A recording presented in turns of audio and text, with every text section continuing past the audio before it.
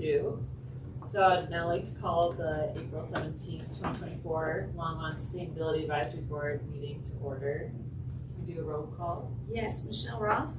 Present. Jim Metcalf. Present. Mary Lynn. Present. Charles Musgrave is not able to join us. Robert Davidson is not able to join us. And Ralph Grosswald are also not able to join us. And Kate is going to be joining us late around 5 o'clock. So we don't currently have a quorum, but we can move the informational items ahead in the agenda. Until we have one. Yeah. Lisa Knobloch. Here. Becky Doyle. Here. Francie Jaffe. Here. Susan Bartlett. Here. Heather McIntyre is here, and Councilmember Martin is not here. Daryl is, I think he'll be joining us. He's at a meeting. I was trying to remember. Okay. All right. So now we have the land acknowledgement statement. We acknowledge that Longmont sits on the traditional territory of the Cheyenne, Arapaho, Ute, and other indigenous peoples. We honor the history and the living and spiritual connection that the first peoples have with this land. It is our commitment to face the injustices that happened when the land was taken and to educate our communities, ourselves, and our children to ensure that these injustices do not happen again. And we have our inclusion statement. The Sustainability Advisory Board embraces diverse perspectives from its members and the public to create inclusive space where everyone feels welcome to share their opinions. The board asks that all attendees listen and speak with respect and avoid attacks on individuals or specific group identities.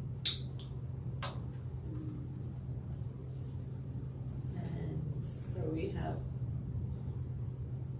without a quorum, can we approve the minutes? No, we'll have to move that to later in the agenda, so we can come back to that one.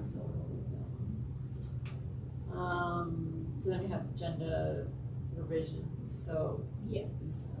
Yeah, so we are gonna move up items 11A and 12. Whoop. Yeah, 11A, 12A, and 13A. And we will move 6A to the end. Can we do 12A without Ralphie? He sent us a write-up to Oh, share. great. Yes. If y'all want to vote on anything, we can have discussion, but if we want to vote on action, we'll move that to the end. Okay, so 11A, we can jump to 11A. I just wanted to give you all an update on the SAB composting resolution. So I've been meeting with Jim. Jim is going to present under special presentations at next week's city council meeting. So that's Tuesday, April 23rd. Yep, we're in April. I did want to note that Mayor Peck on the April 9th meeting did move and was approved to direct staff to work with Boulder County on moving forward a regional composting facility, which is one of the primary actions that were called for in the composting resolution. So yay, that's great and exciting. Is it like, so this county's own composting rather than the A1? Yep. Okay. Yeah, exactly. So the county's been in conversation about that for a while. Charlie and Nicole talked to you about that a little bit at the last meeting. So the council did take action specifically to direct staff to work with the county on moving that forward. So that's a great action item that preempts our composting resolution a little bit, but just wanted to let you all know that that is moving forward next Tuesday. If anyone else would like to come and show their support, that would be great. Jim and I will be there. Jim, do you want to add anything? Yeah, well, I watched the video of the meeting, and I was like, oh, well, I guess that's kind of exactly what we're hoping to have. Right. But anyways, so I'm not totally sure that what I thought of saying is, I think it'd be good to run it by people. Yeah. But I mean, it's great that it's moving forward, I think.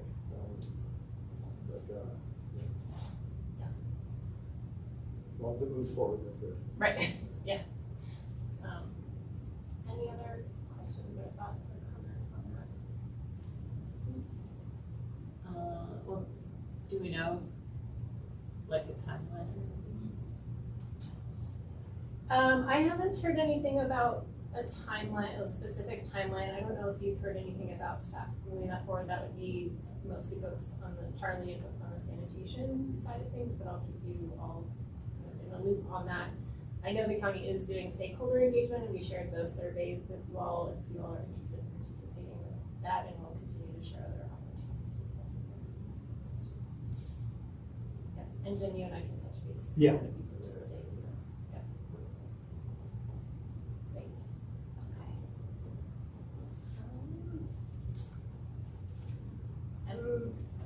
okay. Yeah, so 12A, so Ralph attended, and also Mary Lynn, so please feel free to share your thoughts as well. The Westminster Board of Environmental Affairs, kind of regional environmental affairs sustainability meeting that happened in March, the same day as our last meeting. And Ralph was not able to be here with us, but sent me this right up to read to you all, and then feel free to ask any questions. We can have some discussion, and then if folks, I want to get your feedback as well, Mary Lynn, and then we can discuss kind of best ways to move forward. So on March 20th, Mary Lynn and Ralph Grosswald attended in person the meeting coordinated by the Sustainability Board of Westminster. There are about 30 people in attendance from Front Range communities, including both staff and volunteer board members. A group of 5 to 8 people sat at different tables and shared information about what their community was doing. And at each table, one representative took notes. Ralph presented the priorities of Longmont. Then each table representative presented an overview of what was discussed at their table. Since this was the format, Ralph did not get to hear much about what other communities were doing other than those directly at the table that he was at, which included Inglewood, Erie, and Westminster. Mary may have a different perspective based on the experience with her group, but below are Ralph's impressions of the event. So first, this is a confederation of different communities at different levels of sophistication regarding approaches to sustainability and environmental challenges. As such, there is not a central mechanism of coordination at this time, and there was not a suggested plan on going forward as to how we might coordinate interests and efforts. In subsequent meetings, this may take shape, but right now, and considering the varying interests, Ralph isn't sure on how productive the initiative will be. Longmont is very sophisticated in its approach to these issues, whereas some of the communities represented at his table were still trying to get their city to adapt centralized trash pickup. In addition, Ralph heard, but didn't get the details, that at a governmental staff level, there is some kind of coordinating group that interfaces with other communities in our area. I can share more information on that. It would help to know more about that. In our last 2 meetings, I asked for any priorities our board may want to collaborate on with other communities, and the general consensus was to see what others were working on and then decide our level of interest in any particular issue. So in conclusion, while any coordination can be beneficial, Ralph isn't sure at this point that the initiative is the best vehicle to further the goals of our community. Mary may have additional comments or ideas, and he's happy to continue to attend the Westminster meetings if the board would like representation. Mary, if you want to share your perspective. So Longmont and Boulder were both in attendance, and Boulder County's very much ahead of where the rest of the state, or at least the Front Range, sort of seems to be. In a lot of initiatives, and I sat at a table also that was staff members from, I believe it was Westminster, Colorado, Westminster, Broomfield, and I think Farm. And they were all also working on universal hauler, is the way that they put it, doing centralized trash pickup and trying to deal with the fact that there's multiple providers and organizing that. And they were looking at including recycling with that, and my impression, and they were all staff members, and my impression was that most of the cities on the Front Range, at least in this group,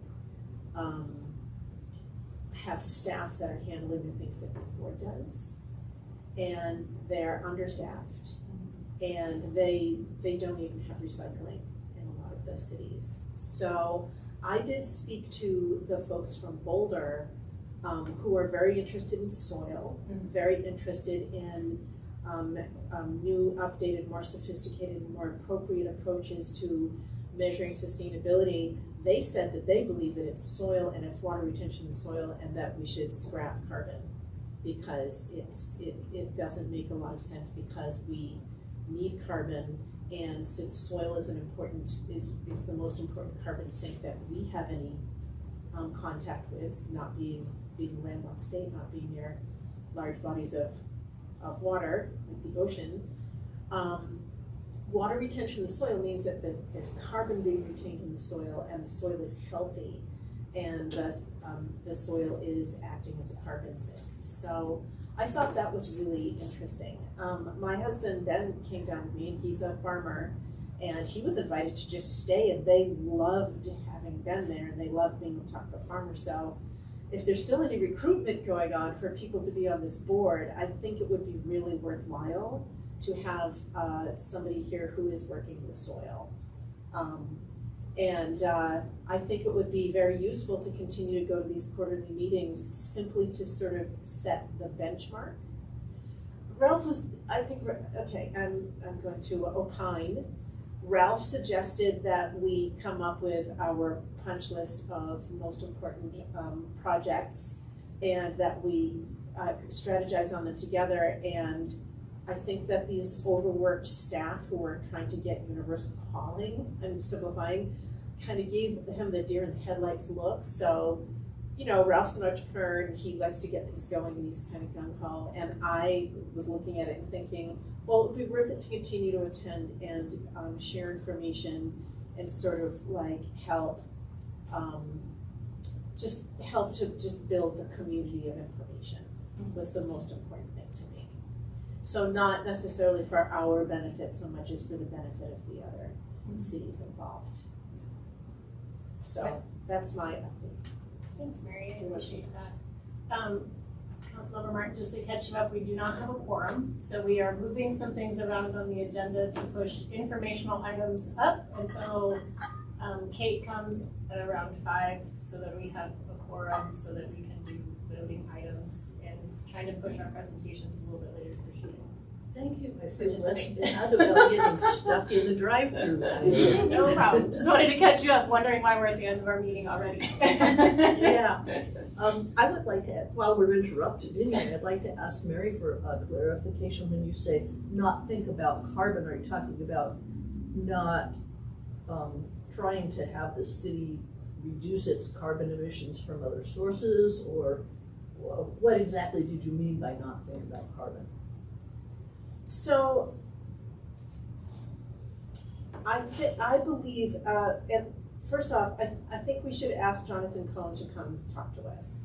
He's the Chief Sustainability Resilience Officer for the City of Boulder, and he's the one who brought up this idea, and I've been reading about it, and I'd like to learn more about how Boulder is using this idea.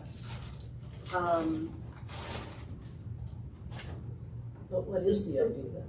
It's the idea that measures of sustainability are transferred to using water retention in the soil versus carbon capture, and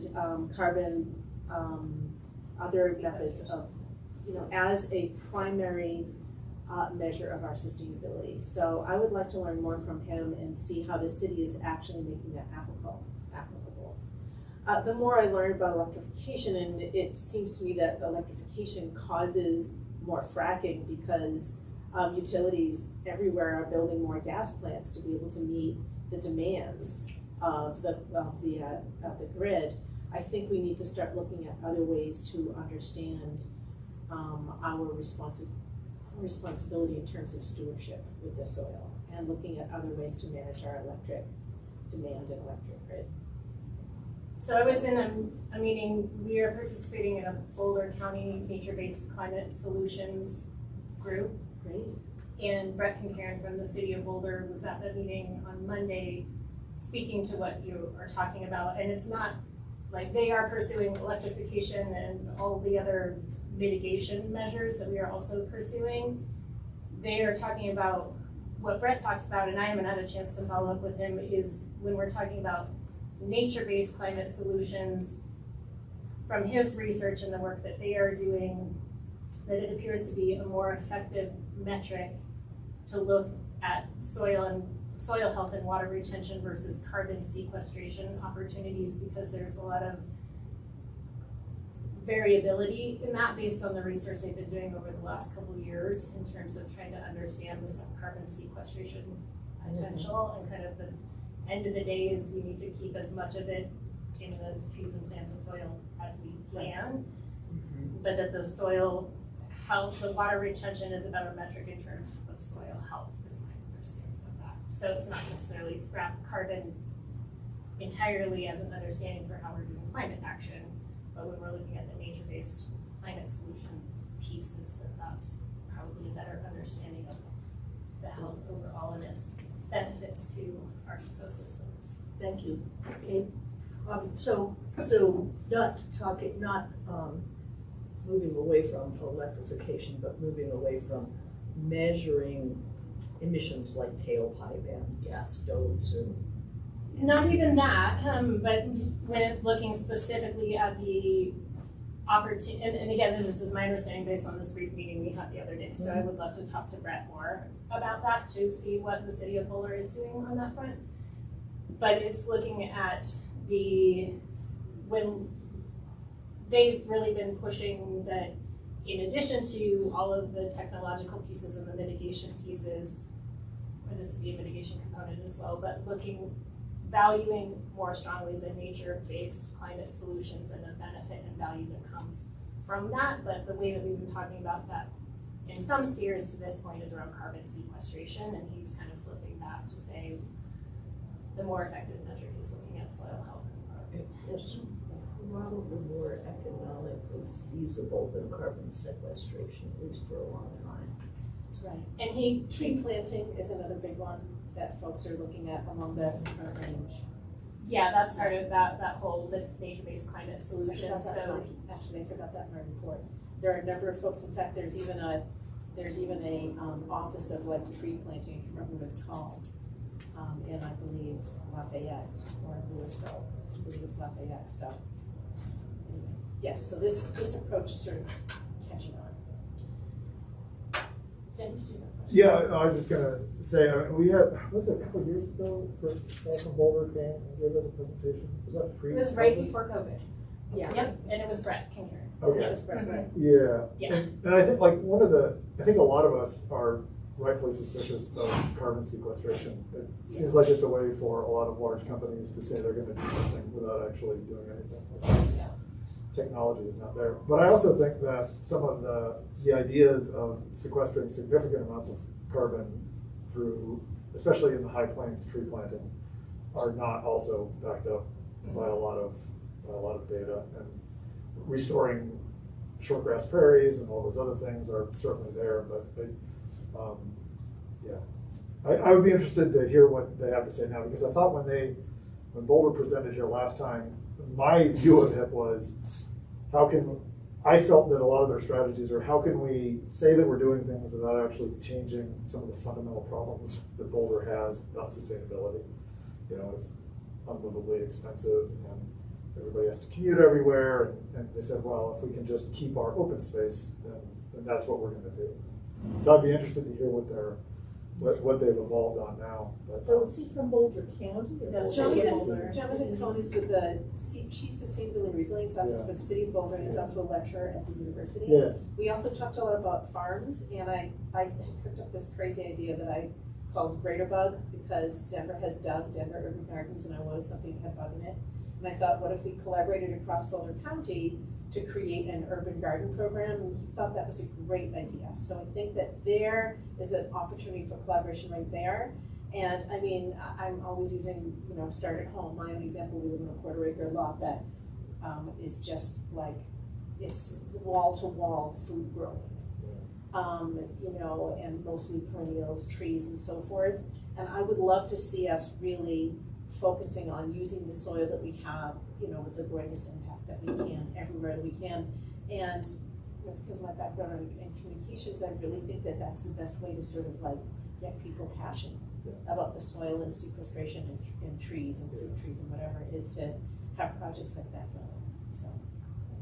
Yeah, I actually really like the cross-county garden idea. Yeah. Because this is a suspicion, you know, based on stuff that I have working on land use and what the commissioners are, how they're treating their open space and stuff. You know, I'm really proud of the way Longmont manages its open space, which is mostly owned. And Boulder County, a lot of their open space is just easements that prevent development, but I feel, without substantiation, so I could be talking out the wrong end here, but that they are not as rigorous as they ought to be in terms of making sure that that open space is managed and used properly. I have so much to say about that if you want to hear my 1 minute. If you believe me, that's enough for now. But this idea would be a way to get everybody involved in seeing that That's they right. do manage it. I will, a couple of things. I'd be happy to invite somebody from the city of Boulder, Brett and/or Jonathan. Brett is the one that leads that, and it is steeped in all of the research. And he was the one who came, so it might be a good time to follow up, because we never ended up doing anything with that because everything else got turned upside down. There are some research studies. I see that Francie's pulled up some reports that we can share with you in the meantime that I think speak to some of the findings that Brett was sharing at this meeting the other day. I do want to keep us on track for today because we have 2 presenters. Kate, just for your information, we had to bump some things around on the agenda until we had a quorum, so I'm excited that you're now here.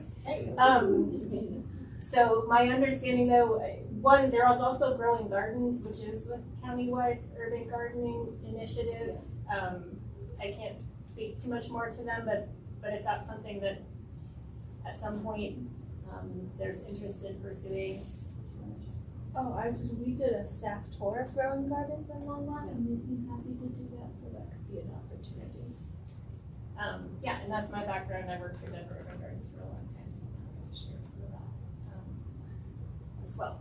I think with regards to the Westminster meeting, it sounds like, Mary, if I'm understanding correctly, they're just gonna have quarterly meetings moving forward, so we can continue to participate in that, and as opportunities arise, we can discuss them further. I think you'll probably need to vote on that.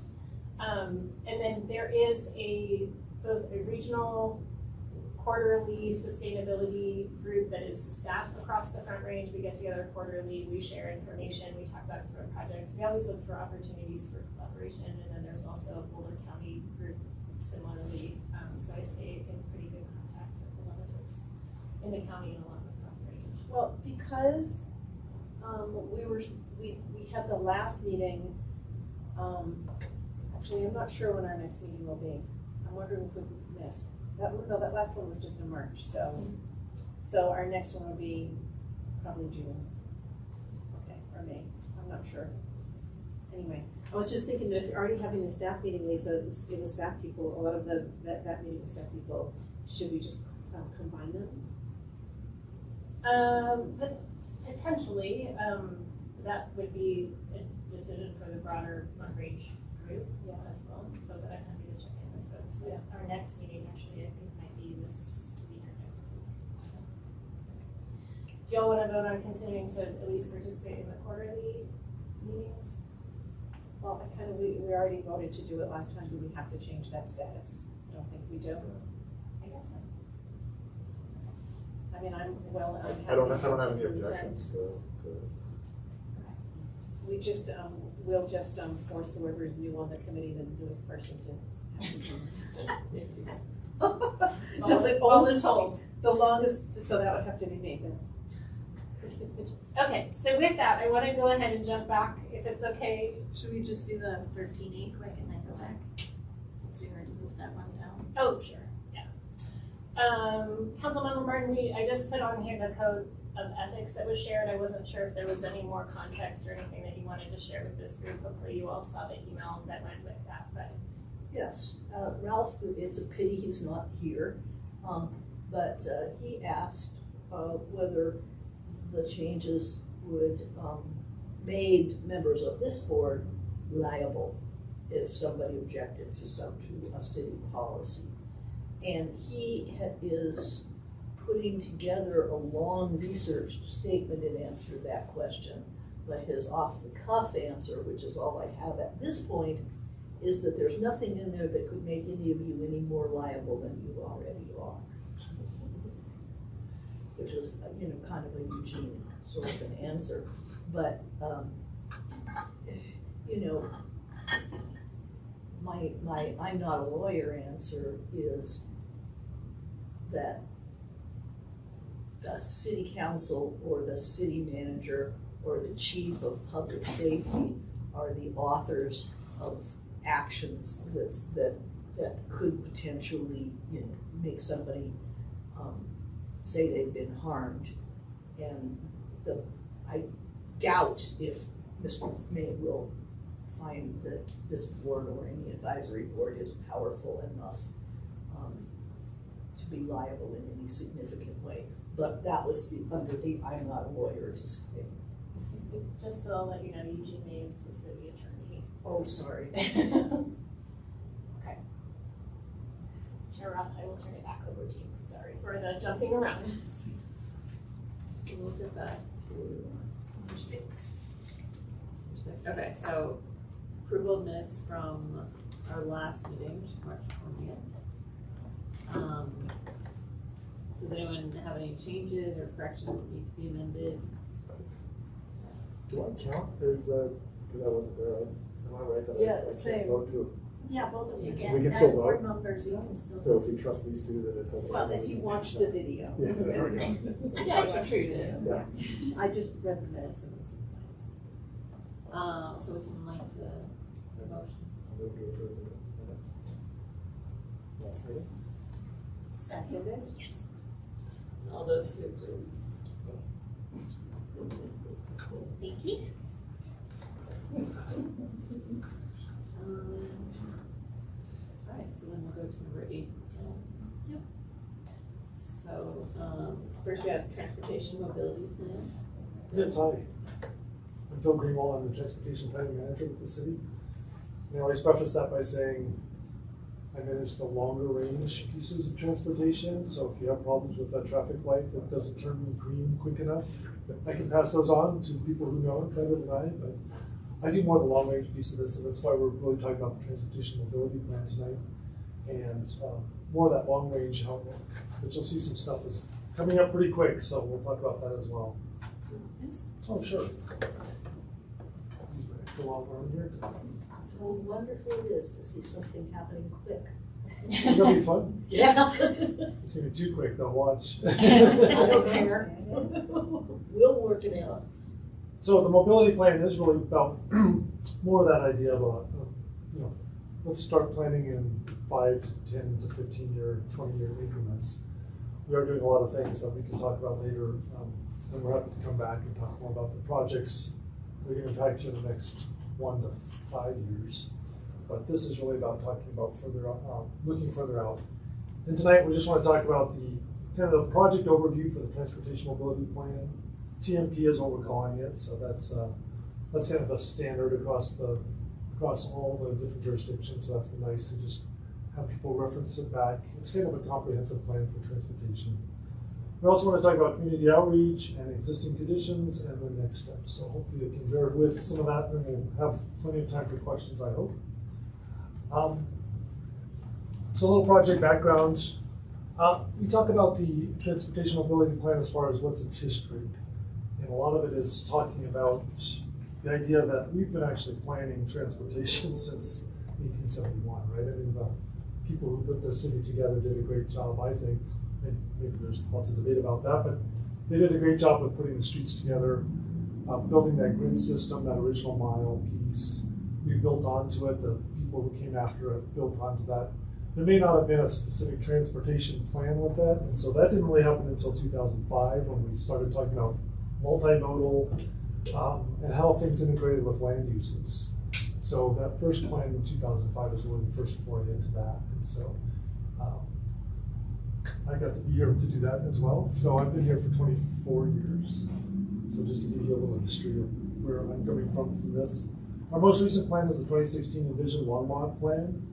We incorporated the land uses for Envision Longmont, which is the comprehensive plan for the city, with the transportation pieces. So it's really trying to put those things together and look at it more systemic than just transportation over here and land uses over here. I mean, we look at parking, we look at streets, those are land uses. So I mean, we need to start thinking about how this all work together. We have had a lot of changes and there's been a lot of discussion. You'll hear some of the new things that we're talking about are like micro transit, which we hope to get off the ground in July.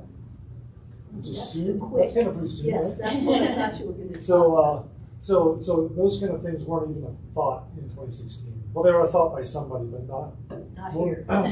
not more globally. So it's been good to kind of bring those new elements into this transportation planning process. So new ideas, new things coming along, so it's really exciting. And then we really need to set a roadmap for transportation based on what we have for available and potential resources. So we really want to line it out so anybody from the public can come out and start to see what project's going to be in my neighborhood in the next 5, 10 years. Might not, maybe 15, maybe 20 as well, but that 5-year kind of capital improvement program is what we're really trying to try to build to. And so we want to make sure it's very clear where these projects will happen and what they're meant to do. So hopefully that will be the end product when we get to the end of this process. So you'll see we've done some public engagement pieces on the top. You'll see more about that. I really want to get into that and talk about what the public has told us so far in this. So phase 1 was the winter and the spring, capturing the feedback on the community's experiences, and just getting that idea of like where we can do better or where there's deficiencies that people are identifying. And we've putting together that feedback on the draft recommendations, so that'll all go into how we prioritize projects. We want to start to build some criteria based on the feedback we're getting from the public and kind of plug in projects with the criteria so that we can evaluate the projects and see where they move up and down on the list. And a big key piece of this, which we'll mention later, but is really the equity piece of this, so that we're putting the resources where they are needed, rather than just putting resources, into projects that are popular or, are on the cusp of a lot of people talking about or things like that. We need to put them in places where maybe, we heard loud and clear from our ECAT team, which was great to go to, was the idea that there's some places on the east side of town. Martin and Ninth was brought up specifically as a place where, doesn't get a lot of attention, but there's a lot of people trying to cross Ninth and Martin. So what can we do? Obviously the knee-jerk reaction was let's put a signal there.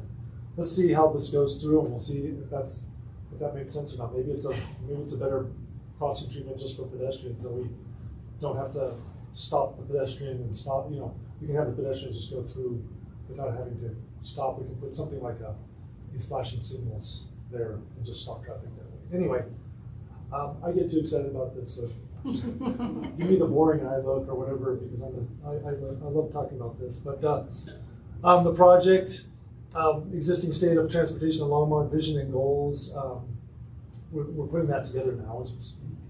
And then the draft recommendations for walking, biking, driving, the prioritized list of capital improvement projects, all the things I just talked about are going to be coming up in this summer. So we're looking to wrap this up and take it to council in the fall, or it'll be the fall.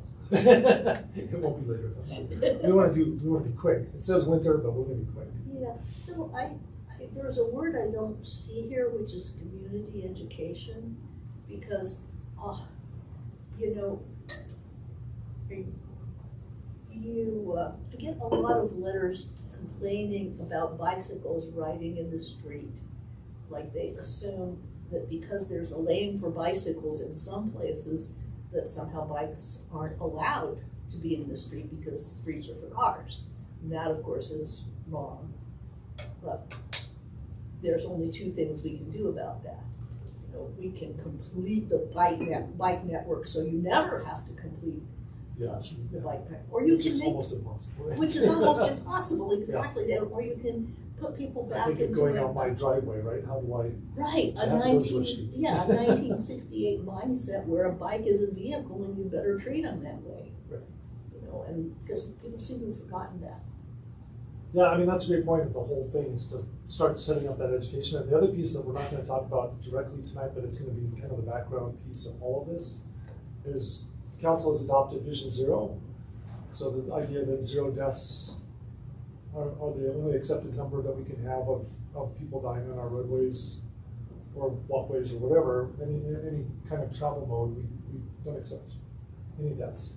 So part of that's going to be, that's a huge education component. We're going to share a lot of that with Vision Zero. So the outreach phase in February, we did do a lot of work to do an open house. You'll see that, I won't go through all of this because I know it's pretty long. We've got great people coming up next to talk to you as well. So I want to make sure that we get through this. But I won't read all of this, but just to say that we have had 1,000 engagement touch points so far. A lot of that has been in survey responses, so through our website. We had 297 people put dots on a map to tell us where they thought there were some deficiencies, or maybe where there's some good things too. So we got a little of both, but most of it was deficiencies. We did have 55 people attend our open house, which was pretty good, a pretty full room. It was pretty exciting. But obviously it was that open house kind of led us to this survey response and opening it up to the web and getting that information out, which I think was where people really talked to us. And you'll see some other ones too. We had a bike to work day, a winter bike to work day event where we had 30 people show up. That was pretty exciting on not a great day, but it was a good day. So it was nice.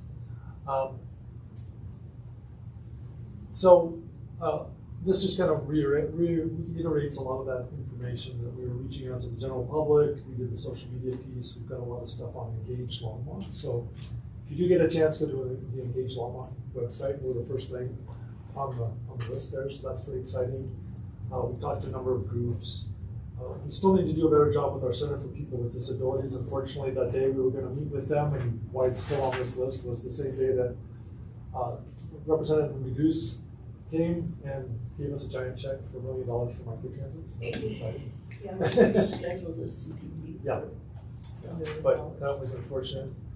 We've got ECAT, I mentioned that earlier, so thanks all the folks to my right who helped us do that. So thank you. And the bike to work piece. Can I just say what the acronym is? Equitable climate action. Oh, I thought these guys. I just in case. Just in Yeah. case. Yeah, I always thanks. like to Sorry about say that. acronyms. This is not a great picture, but a good picture of showing all the different touch points that we got from folks. Some of those 297 dots that were put on the map. This kind of gives you an idea of kind of spatially where those comments were from around the city. So we were probably a little deficient out here, it looks like, or maybe everything's really great out here. So we'll kind of figure that out. But you can see where the bulk of things are in the downtown. We did get some surprising pieces up in the northeast here. And then a lot of folks came out about the 17th and Hover intersection piece there. We just recently had pretty bad crash out there that was, I want to say almost self-induced, but. Is that around 66 up there? 66, yeah, would be right up here. Yeah, you're right. That's, So this is 66, yes. that's gonna be the airport, right? Yeah, that's a Okay. Excuse me? The Big red big one spot. was Red Big Red spot. Splash Airport, not over. Yeah.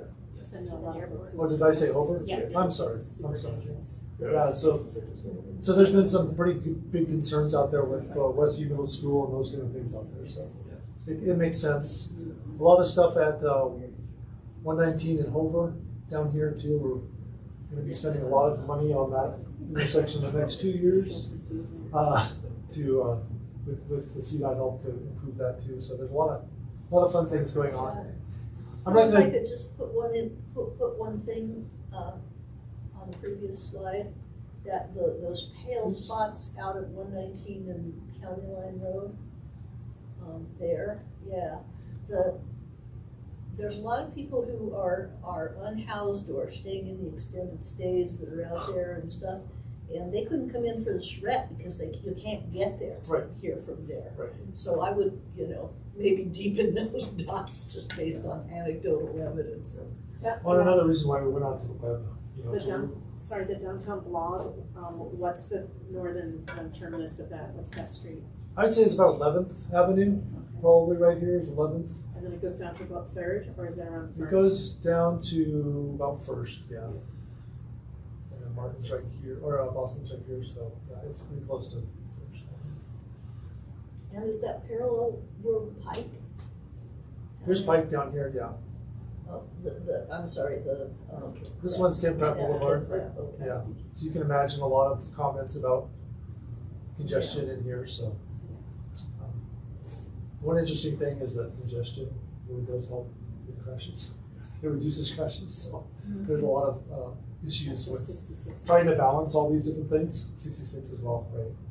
Well, because people go so fast, there's no congestion up there yet. Yeah, we do get, you get notice how many people call about how terrible it is to drive on that road because it's so congested. Really? That's not great. That means It's you just- can see another car. Right, right. Our respondents to the surveys, as you can imagine, skew a little bit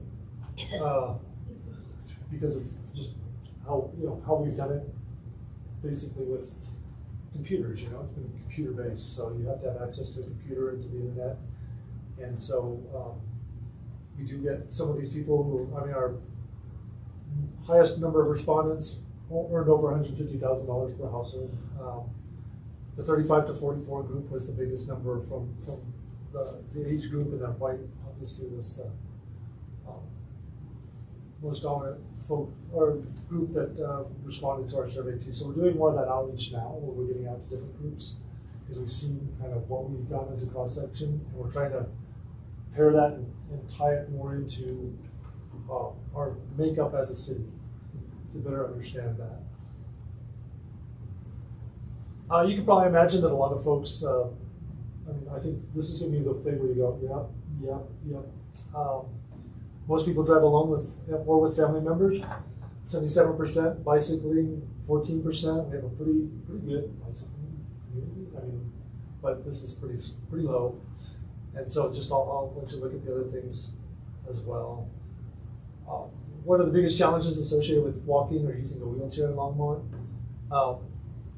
Non-existent or insufficient sidewalks is the number one answer there. There are locations with non-existent or insufficient crossings. Streets are uncomfortable or unsafe to walk and wheel along. So I'll do the top 3 of these, but travel distances are too long was also a number, pretty close to number 4 there. Biggest challenges associated with bicycling or scootering in Longmont. Streets are unsafe, uncomfortable. Trails do not go where I want them to go. I cannot safely get to the multi-use trails. And then insufficient or poorly marked bike lanes is also pretty high up on the list too. I think we can all agree to a lot of these things. So I think our community, when I ask people, do you generally agree with this? I think everybody has their head nodding pretty well to this. Biggest challenges associated with taking transit in Longmont, you can guess this one too. The bus doesn't go where I want it to go. The bus doesn't come frequently enough. The bus doesn't run early or late enough. So there was also some safety concerns there. So we got to be cognizant of that. The biggest challenges associated with driving in Longmont, too much traffic, which is interesting. There are no challenges with driving in Longmont was the second answer. So, yeah. And other, we need to delve into other. Honestly. Yeah, that's a big chunk. I'm trying to figure out what that is. But in your opinion, what are the most important factors the city should consider when prioritizing transportation projects and spending? Improving biking by filling gaps between existing dedicated bike facilities was number 1 answer, and then provide a balanced transportation system that provides connectivity and comfortable options for all modes.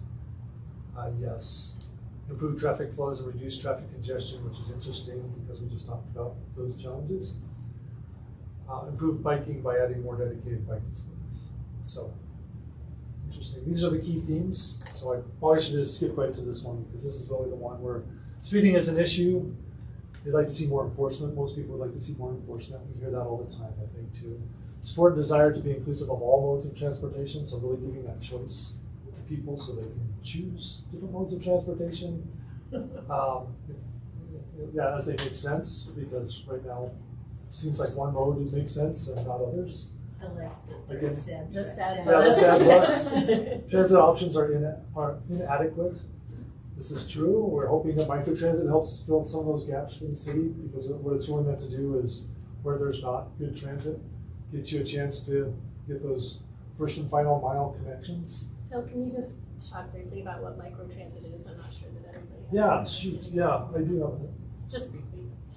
So basically, microtransit is the idea of kind of placing an Uber or Lyft type system that would have kind of one cost, like $1 or $2 per trip, instead of scaling it by demand.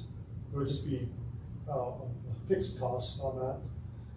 And so you could call in, you could use your phone to hail a ride.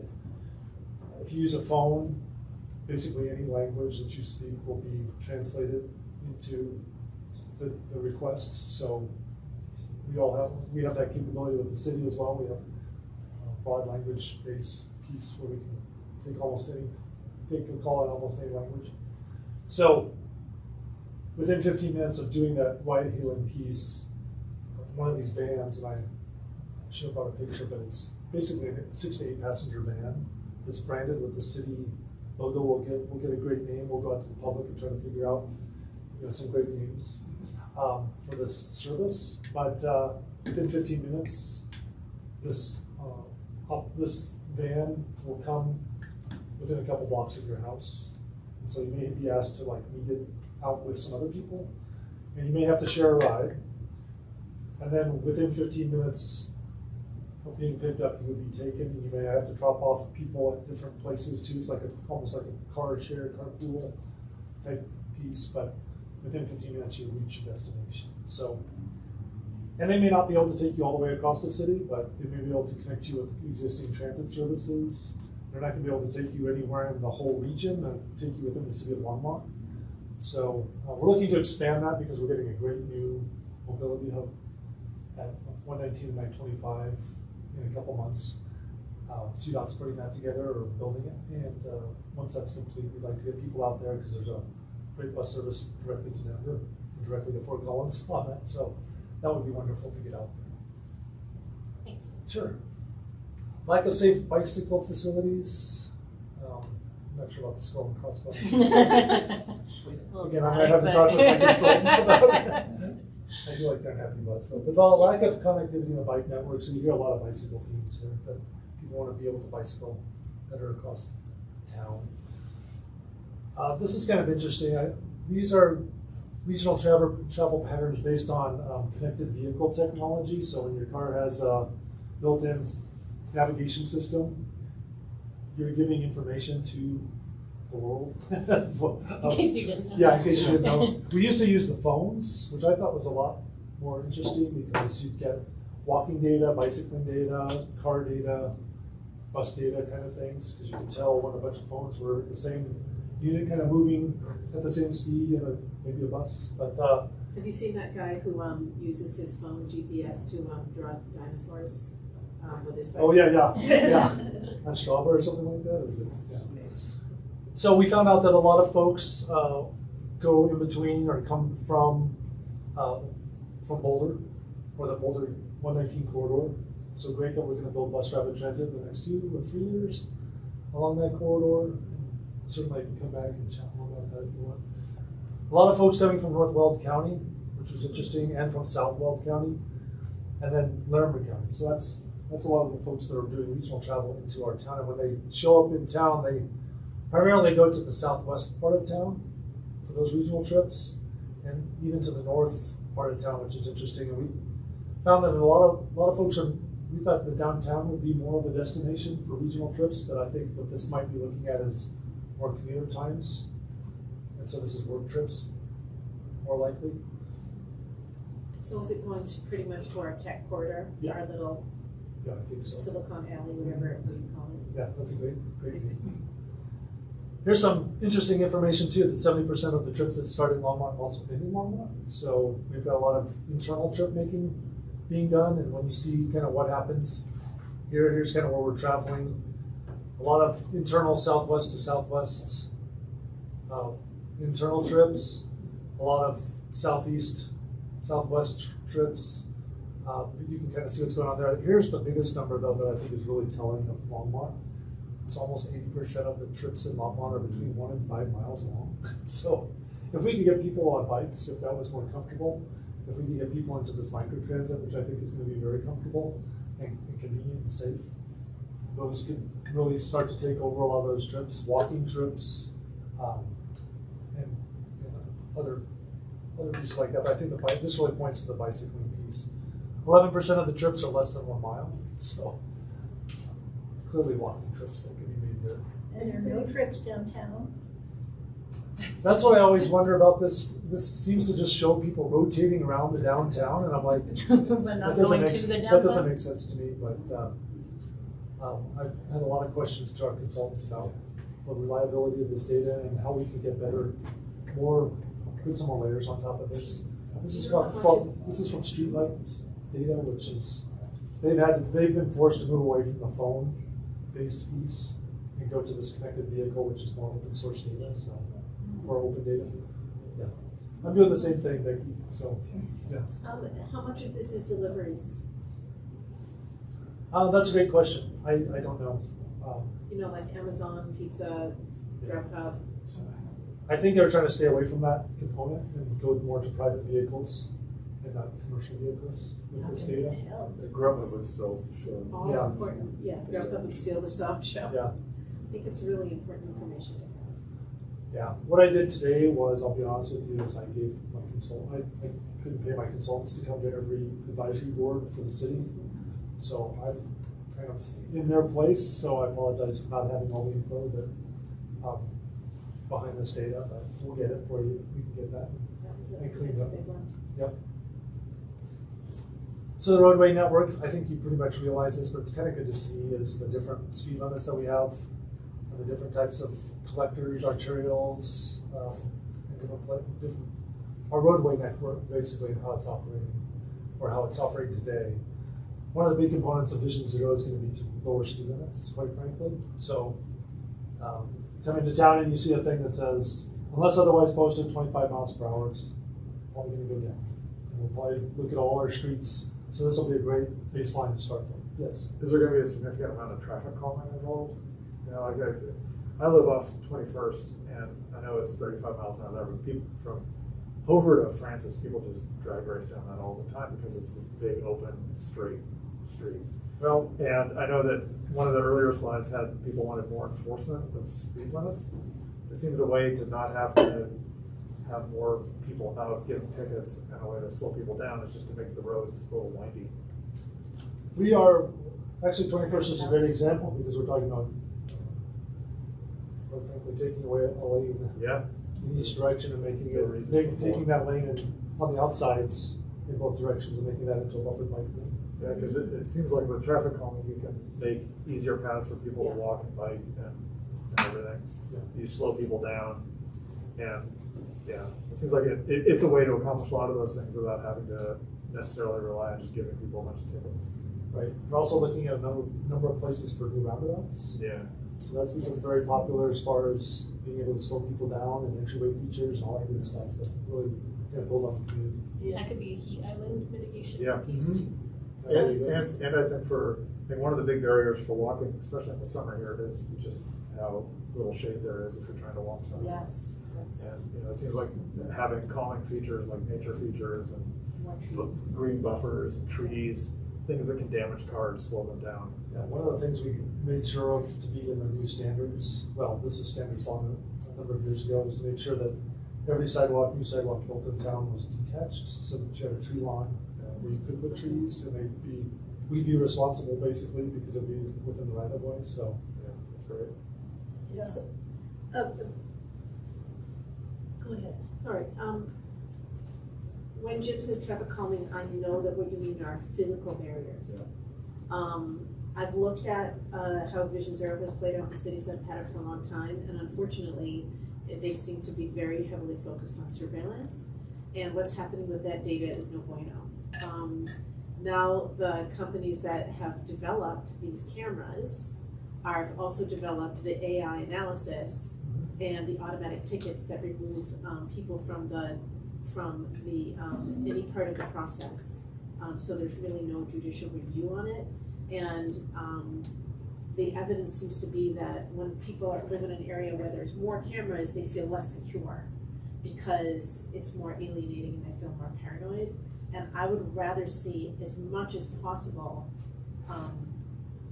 efforts made to make people right, because they simply can't make a bad decision, because there's a curve and there's bushes that you can't, see around maybe as easily, and there's an electric. I mean, have you guys seen the electric stop signs? I think that stuff really makes more. You haven't seen those? They blink at you. There's one out on 17th. Is it on 17th? It's an airport, On 17th airport. Right, but out by Macintosh Lake. Yeah. People used to smash into those $1 million houses yards all the time. I thought it was hilarious when I first saw it. I was like, I'm hallucinating. So yeah, as much as possible, I really, and every time, Harold talks about how he said this at his city coffee with council. He said, when we talk about smart cities, we're talking about surveillance cameras, and we were all like, oh, we don't want any more of that. Take those out. I bicycle a lot around town and from here to other places, and the kind of the basic rule that most cyclists believe is that anything that drivers are more concerned about damaging their car than they are about hitting somebody. Yeah. And so if you have things that can damage cars, it slows people down. Right. We just have to kind of measure that and temper it or balance it. So we aren't hurting people with that either, because if we are a Vision Zero city, we just need to make sure we're balancing all those different pieces. If you're driving 30 miles an hour, you don't hit these things. It's only people who are speeding who do. That's why we're talking about reducing the lane widths where it's practical, and doing some moving people through. Yeah. I'll be honest, we get a lot of resistance from our public safety folks for a lot of that too. So we're working with them to have those conversations and just talk about, hey, if we're reducing crashes, that means you don't have to do all these calls, right? Yeah. So hopefully we can measure. It's all a balancing act at this point. So does public safety want more cameras, basically? I think the police probably do for just, they're using them for tracking stolen vehicles through town right now. So they can track the license plate and just watch it and where they turn, and once it kind of triggers in the system, they can figure out if that's a stolen car or not. We're getting we see how crashes happen and what's going on with the crashes. And so there's a lot of that technology, but we have not inserted the idea of the speed cameras or the red light cameras, just for those very concerns, and for the idea that early on, the last, or 10 years ago when this kind of started out and Boulder really jumped on it, or jumped on that technology, was that there was a lot of almost scam artists that were just doing this to get the money for the company, right? And so we got a piece of that ticket, but they really wanted a larger piece, they wanted to make money. And so we kind of shied away from it for those reasons. It didn't seem ethical in some ways. I lived in Aurora, which when we lived there, it was considered the most smart city in terms of traffic safety in the whole country. And we moved because we would be going home 1 mile over the speed limit, and we'd get a little ticket with a picture of us going.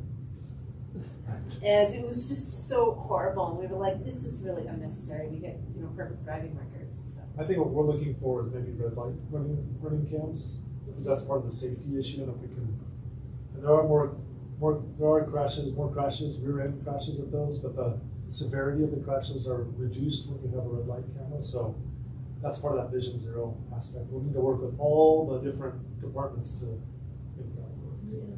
I think, based on my conversation about smart city technologies, that what they really want is fewer traffic stops and fewer chases, because those are dangerous for everyone concerned. And so if you get that done with street design, or if you get that done with automation, they probably don't care which. They just don't wanna have people, because every time somebody is stopped trying to, pulling somebody over, and somebody over is trying to film them and, all that stuff, then they can't, call a domestic, respond to a domestic abuse call, so that's not good. We just have more data for you, but this is all the kind of existing conditions. We're just measuring all the different speeds, the off-peak, the peak, and then the difference of those is kind of that very light bar, so you can kind of see where there's little differences. Highway 66 westbound. So, but this is just all going to go into our idea of how we do the roadway network, what needs to be looked at for roadways. Bicycle network shows all our different ones. This is more traditional pieces of just looking at all what we have as far as, we have a lot more buffered bike lanes than we've ever had before, so that's exciting. Those are coming on. That wasn't something we talked about much in 2016 either. We have a couple of underpasses that are being constructed, so they aren't here yet, but we've got some good things going on the east side of town to connect these links.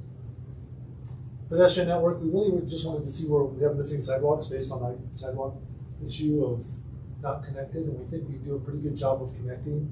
Some of our sidewalks are deficient in that they're not wide, and so it's very hard to walk even 2x2 on a sidewalk, which is interesting, but we do have some missing sidewalk. We just finished a project on 17th, just east of Hover, which has been amazing. It's a really good connection that we've been looking forward to for a long time. Our transit network is pretty slim, and so we are going to supplement this. You do see that we have an RTD Flex Ride service that does cover the entire area, and the microtransit will supplement that quite a bit. We're hoping to almost take that over and get rid of the Flex Ride and have RTD put more resources into our microtransit service based on that. So we're working with them on how microtransit will take care of that. Well, go ahead. Oh, microtransit isn't gonna do the door-through door. No. So you don't completely get rid. Yeah, VIA will be out there still, those smart vehicles that do the door-through-door service for people who, people with disabilities and people, older population, trying to make appointments to different medical appointments and shopping.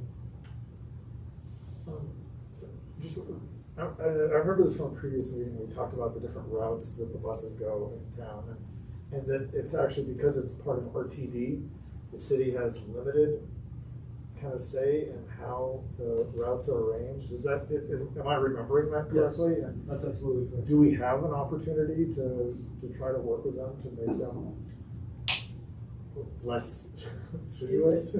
We do have a lot of opportunities to make that work. Okay. And RTD just presented at our transportation advisory board on Monday. Okay. And they said how great it is to work with the city, and I kind of went there and they said, yeah, we work with you and we put our input in, but then it always boils down to resources. Yeah. And they always say, well, you can't extend the route any further than this because of resources. Well, how do we work with you, to build better routes? We want more frequencies on different routes. We think a 15-minute headway, coming by every 15 minutes going on southbound Main Street makes a lot of sense. Yeah. We think a lot of people would take that in northbound as well, but just there's a kind of a blended headway there that turns. But, and they see that and they realize it, but there's just not the resources to put out there right now. You'll see that we have a lot of loops and weird little things that just kind of end, and that's not the way we really envision the system. So our idea is to start with microtransit and work our way into the transit realm a little bit that way. I think the key piece here too is this will all change with the bus rapid transit that's coming in 2027. So we will get a route that goes out to the east side of town. We'll have more frequency on some of these buses to get people into what's going to be the first and main station right here. So this will all change in the next 3 years. This just kind of gives you the idea of how much ridership we have. This is interesting because there's almost as many people per day on the 324 local bus as there is on the Bolt between Boulder and Longmont. So We do have a free bus service in town. I hope everybody knows that we've. Kate is 80% of that right now. Yeah. So she knows all about that, good. But this is what's kind of out there, and you'll see some of these very deficient routes. Unfortunately, we have this LD, it says Longmont to Denver, but it's really more like Longmont to Broomfield. And then you have to transfer to get to Denver, which is painful.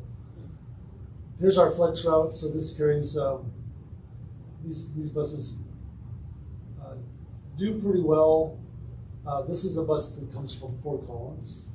So we work with a completely different transit agency on the flex route. So they come, obviously they just have 2 stops they have 3 stops in town, but one of them is kind of more for the Boulder bound or the Boulder trip, or going all the way through town. So we can't go to Boulder on this bus, even though it goes to Boulder. You're supposed to use the RTD system, which is bizarre to me. You can't do it, but it's all based on the driver, so that's kind of nice. Here's a little bit more about the safety pieces. This is really going to feed into our Vision Zero piece, but it really is important to the TMP as well. The idea of bicycle-involved collisions, so really a concentration on this Main Street corridor from 17th, basically on the north, to about our downtown, maybe Longs Peak on the south, looks like. And you'll see there's little pieces out in different areas too, kind of up here at 66 and Main too, and then all along the Main Street corridor. Pedestrian-involved collisions, again, along Main Street, around 17th, and then south of downtown, or in downtown down to 3rd Avenue basically, so between 3rd and Longs Peak, 3rd and 5th. So you can kind of see that. Crash types. This is just going to help us more about the crash data piece. A lot of rear end crashes, as you can imagine. It's the one where we start talking about broadside crashes. Those are the ones that get pretty dangerous, and that's where people start to spend time in hospitals or end up losing a loved one in this. So those are critical to us to reduce those in the next set of Vision Zero piece. So we do have a new Vision Zero coordinator who started working with us in February. And we do have an action plan that's going forward. We're going to get the action plan done, and that'll give us ability to access resources, money. So we'll have more money to be able to spend on these things, hopefully. Then the next steps, we need to put together that vision and goals for this project to make sure that we're all aligned as a community on those, and develop those recommendations for bicycle, walking, transit, the vehicle network, and then programs and policies. The idea is we really want to flip the script. We've always talked about kind of cars first, and then buses, and then bikes, and then walking. We want to flip that script so it's walking first, bicycling, transit, and then even before personal automobiles, getting freight delivered through town, as we talked about earlier, and then the personal vehicle. So we'll be back here to talk to stakeholders. We do have a member of the SAB on that working group. So we'll be getting together again in the next couple of weeks here, or next couple of months, to get back together and start to work on a lot of this vision and goals piece of this. You said there's somebody from this group who's on that? Yeah, I'm trying to remember who it is. Yeah, Charles. Charles? Yeah. Yes. We're gonna need a new person. Yeah, We are losing him though. Okay. He's moving away, so. Oh, well, that's good to know. Yeah, so how does So- that happen? Is that something that we formally decided that somebody from this group was going to? There was somebody who I think Yeah. Charles volunteered. We were to do asked to it. volunteer at one meeting, and Charles volunteered Okay. because he cycles a lot. Great, another vested interest. And then there will be opportunities for Phil to come back to this group also. I'm asking for You- a volunteer. Well, also, and hopefully like when you have recommendations and stuff like that to. I volunteer to take over Charles' place until we get somebody else who's an avid cyclist in that, which is not me. I wish it happened. Hopefully we answered all your questions during the presentation. So if there are any other follow-up questions, let me know, or feel free to give them to Lisa or Francie. That's Susan. super informative. Thanks so Great, much. thank you. Thank you for your time. Yeah, I have one last question Go about this, ahead. and it's an intersectional question. There just seems to be so much angst right now about HOAs. And obviously this intersects a lot with transportation because there are the requirements for the HOAs to put in various kinds of islands and I don't know what they're called, like strips, like along the roads and so forth. And are you having any conversation with the HOA? And I know that a lot of people are trying to pull up turf and so on and so forth. And as you bring in more buses and more roundabouts and such, what are the issues that are coming up with the HOAs? I know there's got to be some. Just because I'm trying to learn about all things HOAs right now.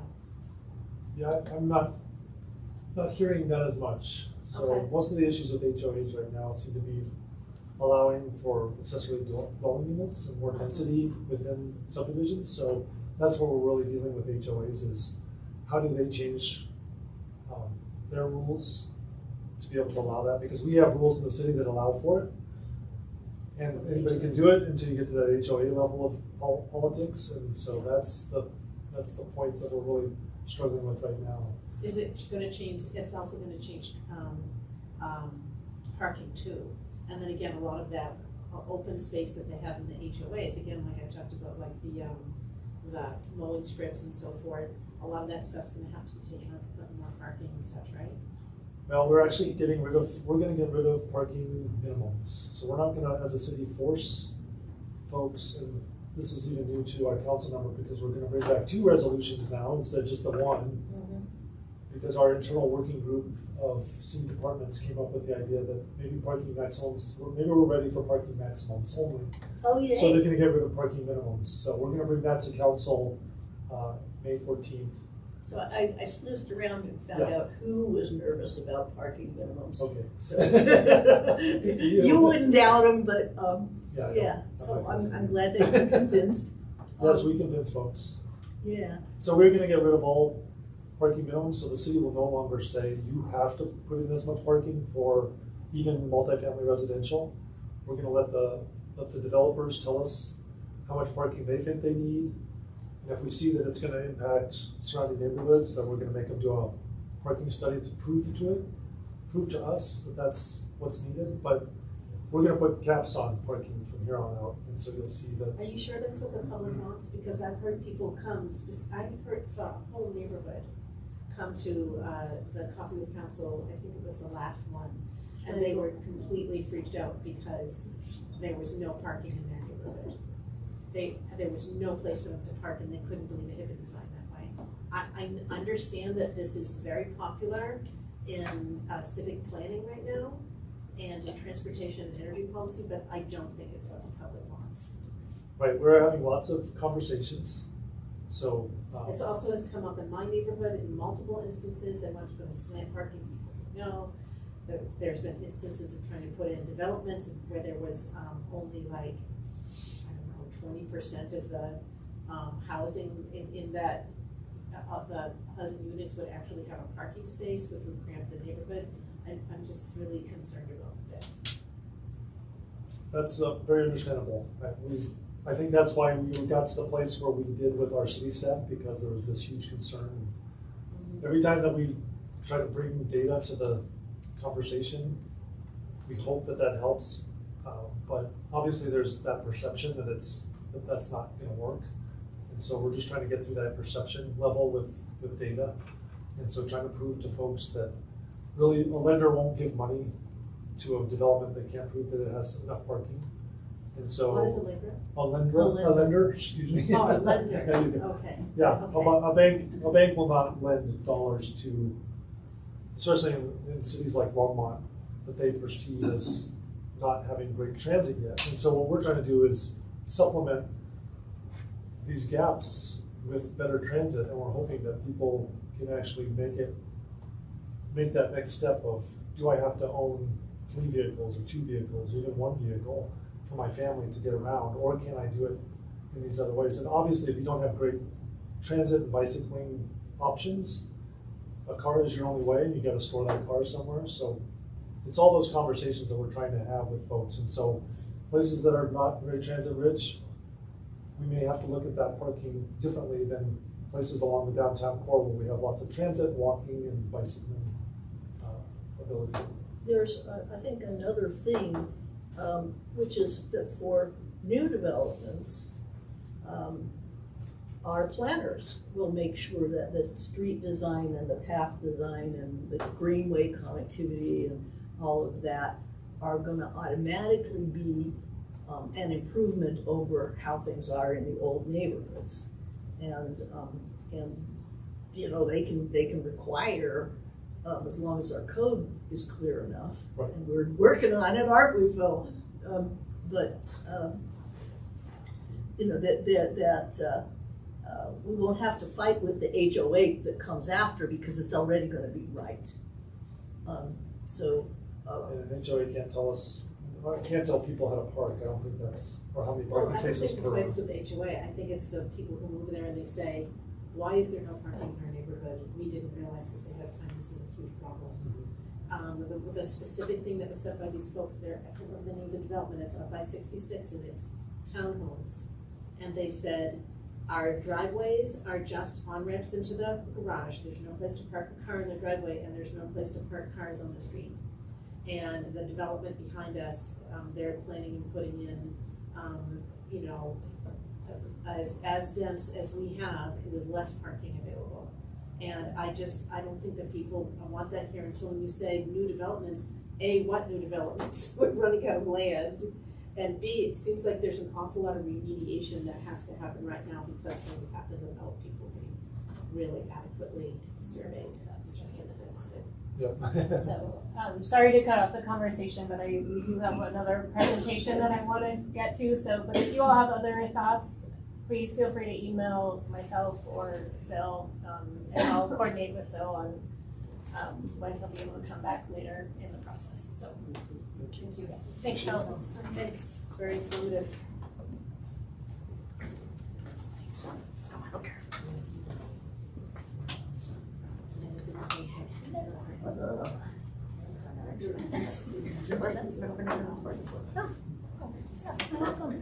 I don't think we've been for years. Is this the most mouthful? It's like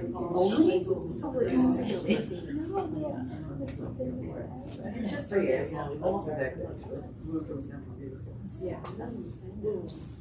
This is the most mouthful of a title when I was like, what do you want me to call it? And I was like, okay. It's terrible, there's no other way to say it, so. How come people think that they get to rule over other people's land? Okay, sorry, I'm gonna move you all on to Hi, everybody. I'm Hannah Mulroy. I'm the Energy Portfolio Development Manager here for the City of Longmont. Work with Longmont Power and Communications. I know you know Susan fairly well because she's here all the time. She's my direct supervisor. So I work on Susan's team, Energy Strategies and Solutions. I actually haven't had a chance to be in front of you formally all. I know I spoke briefly about DERs a few months back when I had a short opportunity, but I'm really glad to be here today. I don't want to say this negatively, but I wish I was here to talk about all the really exciting DER stuff we're doing, but this really is a little bit more procedural, rule making, some just kind of getting some underlying things that we've identified as some gaps in our current policies and rate compensations for solar as well as the renewable power purchase program. So I'm going to go through some things with you today. We went to council last week on this and had a pretty good discussion. We've gotten some feedback from them that we are working on, so there may be some changes to this as time goes on, but this is where we're at now, and I'm going to try and explain it to you as best as I can. We'll go from there. Let's see. Briefly, I just want to say what we're going to talk about today is I'm going to start with just the timeline of where we are now and how I plan to move through the summer, kind of our public engagement and when we expect to return to council. I'm going to talk to you about interconnection standards, so how we connect distributed energy resources to our electrical grid, and then the solar rate analysis, which has two components: the amount we paid for net excess energy coming off the solar systems, as well as our renewable power purchase program that folks subscribe to. So that's both covered under that last item. So just now I want to talk about where we are now. We're actually at the third bullet. So we went to council retreat back in February to provide a high level overview of distributed energy resources and kind of touched on lightly the fact that we needed to look at modernizing, I should say, our interconnection standards, our solar rates, and our RPP program. We went back to them last week with some review and recommendations. So that's what we've been through. Now we're in the public engagement stage. I don't actually have my public engagement slide on this, but I'll let you know you're kind of the first body I'm coming to outside of council. My intention is to spend the next 3 months going to quite a few other entities, Sustainability Coalition, Sustainable Resilient Longmont, Equitable Climate Action Team, and some others that I'm feeling like I'm forgetting one. Oh, the Sustainability Coalition. You say that. Because a bunch of folks. We're also going to be reaching out to solar installers, people in the permitting pipeline. We're going to go to newspapers, blogs, sustainability newsletters. So everything you hear today, we're going to spend the summer really getting the news out there as best as we can, that things we're considering changing. Then we're going to go for council direction and ordinance approval. This is pending that we're on our current timeline and nothing changes dramatically over the summer. In the budget season, so kind of later this summer, early fall, because other things to do with rates and money come through then, we're going to plan to return to council for further discussion, let them know what we've heard from the public, and then if they're feeling comfortable, seek direction from them to prepare an ordinance. If we need more time, we'll take more time. Then we plan to actually come back and do some pretty robust public education. Hey, these changes are actually happening. Please get in your permit, or please do your interconnection, whatever we want to kind of let folks know. The intention as of now is that any changes we're talking about today are proposed to take effect January 1st of next year. So we want to take the summer to kind of get feedback, and then come late fall, late summer or fall, if we know the changes are happening, really put out a message that January 1st is the date that the intended changes. The rules are changing. All right, what are we talking about? Interconnection. So interconnection policies are guidelines for how distributed energy resources are connected to our electrical grid, in this case our distribution electrical grid. I want to clarify the term distributed energy resources is a pretty broad catch-all term, so it often means thermostats and water meters and EVs and all these things. In this case, we really do mean what we call bidirectional distributed energy resources, so solar energy, battery storage, and eventually vehicle-to-grid charging, if that's a thing.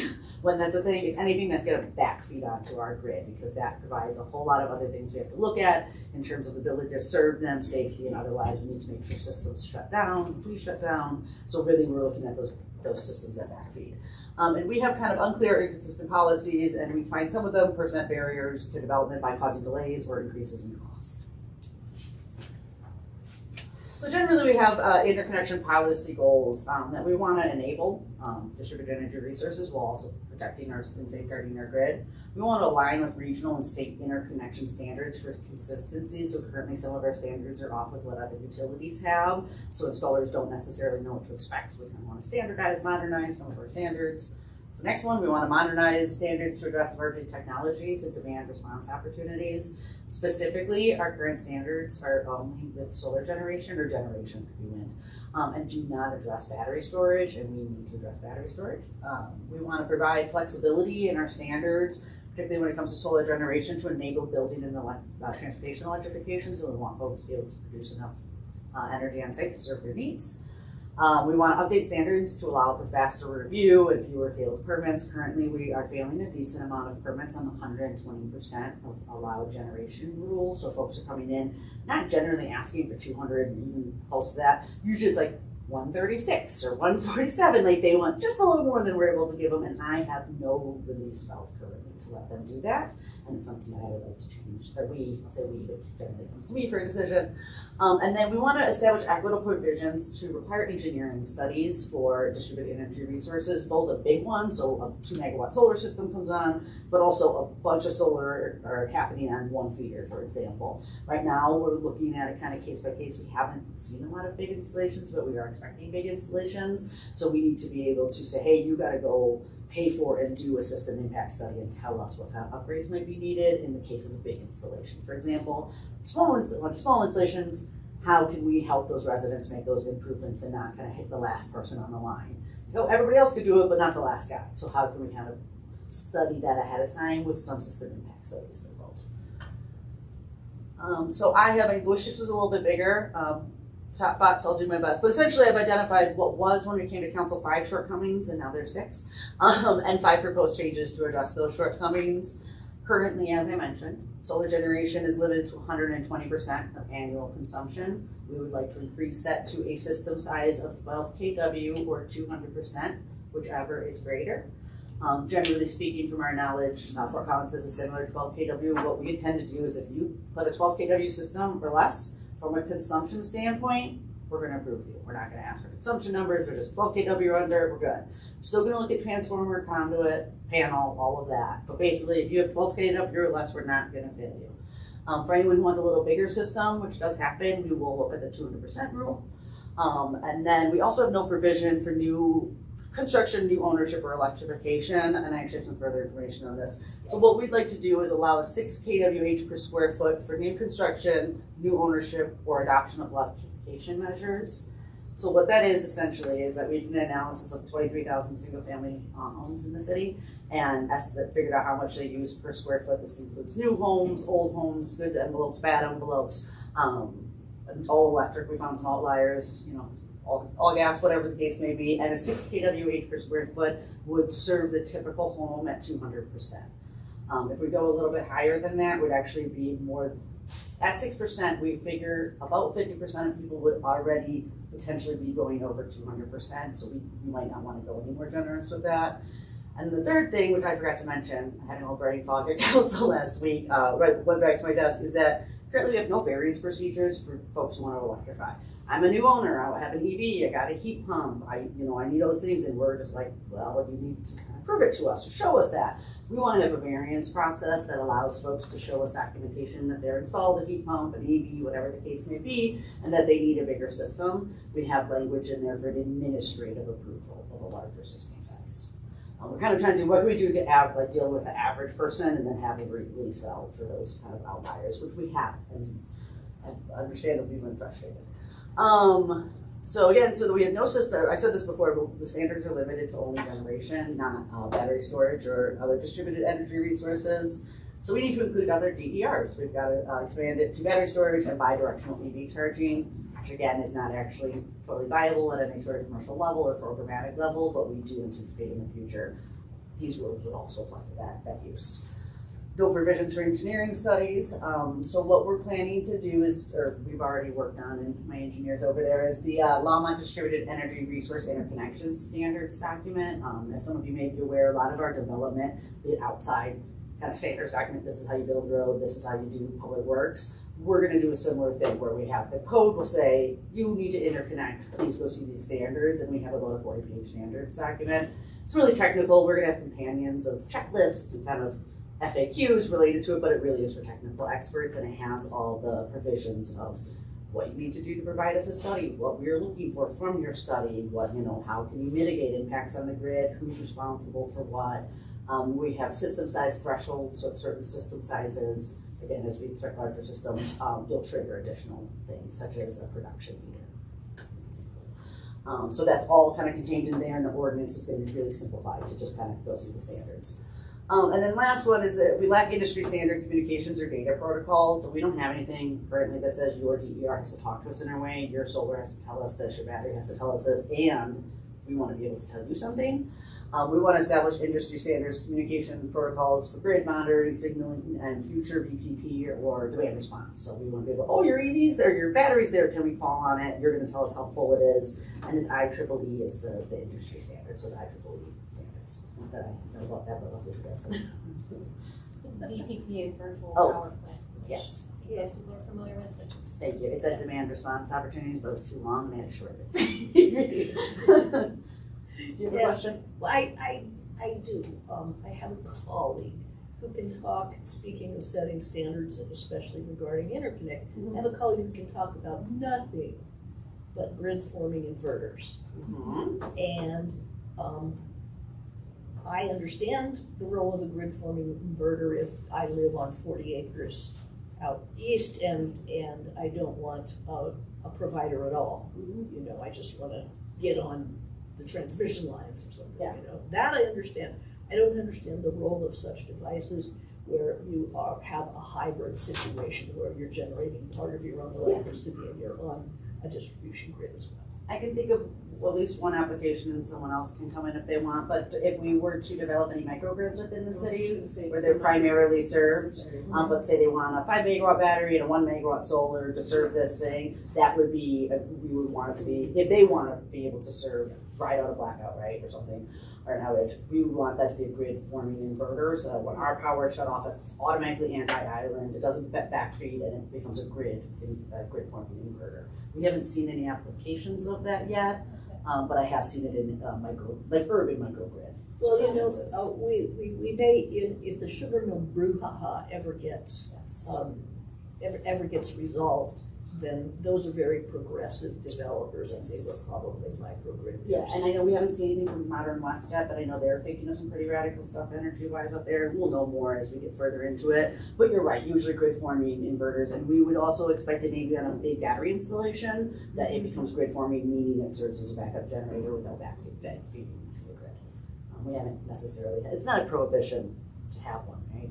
Sorry, I'm looking at Frank, because he knows more about inverters than I do. And my name is Frank Mandauer. I'm a senior electrical engineer over at Longmont Power and Communications. And I helped work with Hannah on the DER interconnection standards. But there are certain ways that grid forming inverters can connect to the system and still maintain operational status if the grid goes down, and do so safely. And that's something that is covered in our interconnection standards. It just depends on the characteristics of the specific interconnection details, so we would have to look at that, but there's nothing that would prohibit that from being improved as long as it meets all the other connection standards that we have established. So. Okay, it's not like gonna push back too hard or anything like that, make a mess. No. Okay. It should not, no. It is, to your point, it tends to be more of a rural application, but there are certainly circumstances. And maybe be at our own facilities that we would want a battery with a grid informer so that we could ride out a outage. Since we've brought up microgrids, have you considered neighborhoods that want to retrofit to create a microgrid, say in a block? We have yet to be approached by anything like that. We would But work. you might. We might, yeah, and we would So certainly. to meet the standards in it, you're gonna need the inverters. Yep, so that, like, as Frank said, it would be covered in here. They would come and say, hey, we want solar, or we only want battery, and then you would work with them on the inverter specs as part of the permitting interconnection and study to show that they have the correct inverters to do grid supporting. And I'm presuming that there's going to be some work with budgeting so that if a neighborhood wants to, or if a block wanted to do that, there would be some capacity within the city to help build those specs for that, or would the neighborhood have to build it all themselves? I can't speak to financial support regarding developing microgrids. I'm just wondering if there's been communication about that. Again, it's not something we've been approached about, so we have yet to have conversation. It sounds We like are there's LBC. Okay, no, but okay, so I just think there should be, never mind. Further conversation. Wait, Susan, do you have something? I just wanted a little more clarification on your question. So if there was a block that wanted to microgrid, I'm curious what the support would be at LPC for putting that together. That's basically the most simplest way to put it. Or developing, Developing the spec, electrical. developing the plan, yeah. If there would, if there was any I get. help from, There's that always- just seems like that's there's a always cross-departmental thing. There's definitely technical assistance always available to our Yeah. developers. Okay, So if they came to us wanting to achieve that, we would work with them very closely to achieve that. okay. but as far as, designing a system, I think that would happen outside. We could work with whatever Yeah. that design partner Yeah. is proposing, but we wouldn't do that design. Curious. Yeah, it's pretty where the routine. conversation. Yeah, it's routine for, somebody coming with us a solar installation, we'd say, hey, maybe you should do it this way or choose it. Yeah. So we do have that kind of cooperative relationship with the developers. Okay, I think that is all on my interconnection, and the solar rate potentially could be seen as a little more complicated, so I'm gonna move on to the solar rate unless we have any more interconnection questions. I've done a little bit more of a truncated version of this. If you want more information, the full presentation was presented to council, and I'm happy to chat with you all, but I tried to keep it a little bit simpler today than it has been. So we included I worked very closely, we have our rates manager over there, worked really closely with their rates team for quite a period of time now, I'm almost my 2 years with LPC, on doing the credit rate for net metering, or what we call the solar rate analysis, and then also looking at a renewable power purchase program, which is the voluntary program folks buy into or participate in, I should say.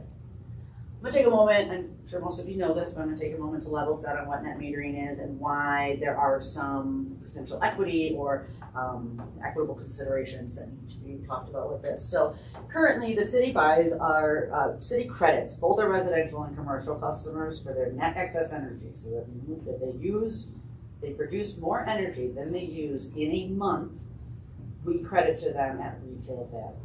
If they have remaining bank at the end of the year, we also credit that to them at retail. We don't have as many customers that have bank at the end of the year, but that month to month currently is retail.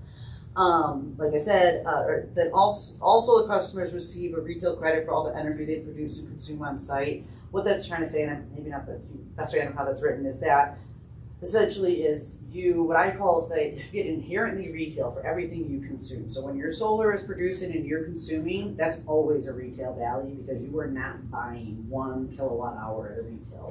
So we really do try and encourage folks to consume what they use on site to the best of their ability, and this doesn't go into much but store when possible. We are looking at opportunities to incentivize and support battery storage, and that would help kind of bolster the economics because anything stored or consumed on site is retail. The city pays a premium to customers for net metering credits above what we would have otherwise paid Platte River Power Authority for the same energy. And the money to pay this credit comes out of the pocket of all of our ratepayers and takes away revenue from other projects that we could accomplish, other renewable energy projects, so on and so forth. This is a really well-studied trend across the country. It's kind of all anybody talks about at the solar level is the way that we've been kind of, as an industry, paying folks for their retail for their net excess energy has a inequitable subsidy connotation to it because the money to pay those folks are usually coming out of pockets that don't have as much money. So we recognize, as many utilities did a couple years ago, that we need to look at changing this, and we spent quite a lot of time looking at how we might go about changing that. Before I get into the potential changes for that, this is something we spent some time doing, and I want to spend a moment describing, is that this is the excess purchase power annual expense. So essentially that is the cost, the premium, the delta between wholesale and retail. What does that cost us year over year in subsidies if solar keeps growing the way we think it's going to? So this is a solar growth chart. This is how much solar we think we're going to get by 2043. This is information that is based on a distributed energy resource forecast and analysis that we have through Platte River Power Authority that we think we're going to get 81 megawatts by 2043. If that continues, in 2043, at the retail rate, we will be paying a subsidy of $3.32 million to our solar customers by 2043. Per year, annually, yes. That's not cumulative, this might indicate. So right now we're paying $64,000 a year, so it's not a ton, but it is increasing, and we do see a lot of solar growth, and retail rates also will go up over time, so that takes into consideration the increase in retail rates over time. Does that make sense to everybody? Okay. I'm gonna go to a recommendation slide because I kind of cut out a couple slides. I'm gonna tell you a couple things to help put some context on this. So we have a couple proposed changes, specifically where it comes to the value, the credit rate, but I want to explain two terms that are on the proposed changes side. One is the legacy retail rate. We are proposing to put everyone who is on or has a solar system on the date the new rate becomes effective to get a legacy rate of paid retail for a period of time. At council last week, we had proposed a 20-year legacy rate. We heard feedback that may be a little on the long side, so we're doing modeling about 10, I think 2030, 10 and 15 years, like by 2030, 10 and 15 years and kind of see what that looks like. But we are wanting to kind of preserve the economic model that our existing solar customers went into it with. We also know most of our solar have been installed in just the last few years, so they have quite a lot of life left on them. So we do want to give them some sort of generous legacy rate, and then anyone moving forward would be placed on what we're calling, what is called a value of solar credit rate for new customers. What I want to talk about a little bit is what that means. So value of solar is a kind of new methodology for paying back folks for the net excess energy that is a rate that accurately reflects the local benefits of solar generation. So our chosen local generation benefit is an 18% premium above wholesale. So paying 18% above what we pay Platte River to our solar customers to reflect the local benefits. Those include a 3% line loss, so we're paying for 3% of line loss coming from Platte River and 15% environmental benefits. This was based on substantial best practice research of value of solar studies all over the country, and about 15% is what is found to be environmental benefit. Reduce greenhouse gas emissions, particulate matter, fugitive, and one I actually just read about or heard the other day was reduce land use impacts, which I thought was a really interesting one. Is that we have 7 megawatts of behind the meter solar. That's 10 acres of land that we're not using for solar, which was very interesting, one I hadn't thought about before. Given that I'm a land use planner by trade, I should probably have thought about that before, but we'll forget about that. So what we're recommending we want to do is, so currently without any changes to the current rate structure, as we've talked about, ratepayers will subsidize solar customers $3.32 million by 2043. If we implement an Institute legacy rate as modeled for 20 years, because that's the only number I have right now, and an 18% value of solar, we can reduce that to a $1.3 million subsidy per year by 2043.